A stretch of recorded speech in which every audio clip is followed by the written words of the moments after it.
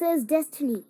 The royal boat raced through the dark waters of the Yamuna, and beyond it lay as a bird in flight.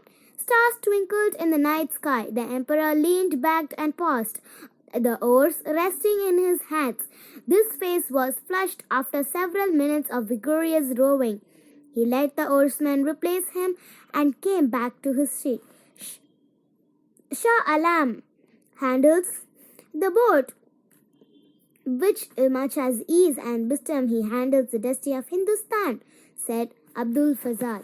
What is destiny? Akbar mused aloud. Man makes his own destiny with the power of his mind and the power of his hands. Destiny is the only clay which man should mold and shape. Let us not underestimate destiny, my lord, said Birbal. It is destiny that shapes our lives, not we who control destiny. Destiny is infinitely stronger than us. Birbal, Akbar protested. I did not expect such a lame and cowardly opinion from you. I spoke the truth, my lord, unbackably true it may be. Akbar's heavy brows came together in a frown. He pulled off a sparkling diamond and the ruby ring from the little finger and left hand.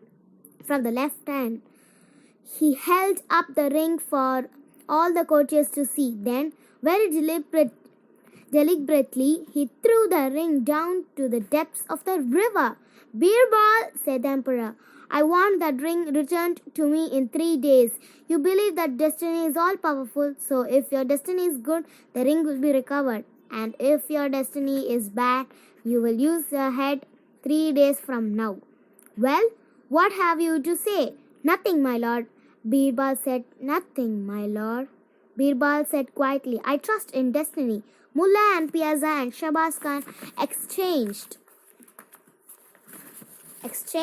the triumphant looks. Farewell, Birbal, said Mullah to Piazza softly. I fear your days in this world are numbered. Birbal began to fear the same thing himself. His wife, his children, and all relatives upbraided him.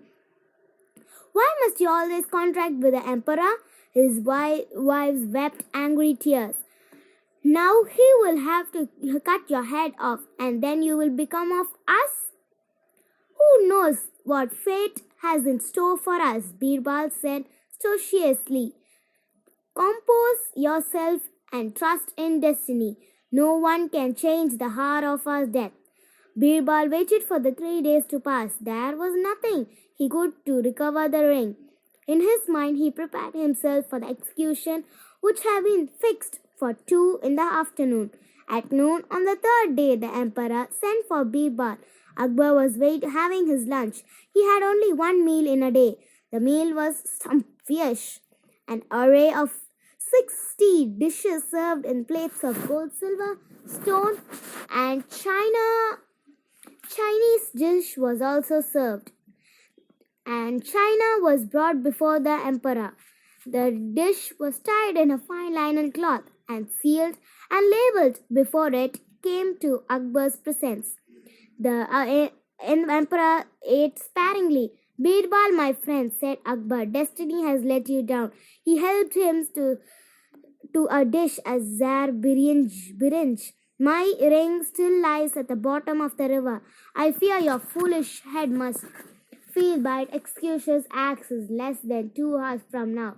But it is not too late. I don't want to lose you. Take back your words and we will forget the whole business. There was a minute's silence in the Birbal laid a dish curried fish before the emperor. Then Birbal shook his head. Much to his known surprise, he heard himself say, I cannot take back my words.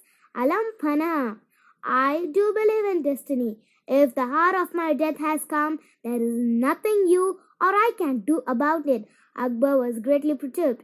Birbal, you are... The emperor spat out a mouthful of fish. The terrified Birbal almost collapsed. Fish full of stones? Thundered Akbar. Akbar, I almost cracked my teeth on one. Gods, Have this man flogged, and Akbar will forget to complete his sentence. He was staring at the stone and he spat out of the fish. Birbal shouted, Look here, look here, look here! My ring! Destiny has saved you after all. You were right, Birbal. As always, you're right. Guards released the man. He was the agent of destiny. He served me only the fish, the Yamuna, that had swallowed the emperor's ring. Birbal, I have not lost you after all. Destiny is great, my friend. Let us salute the destiny.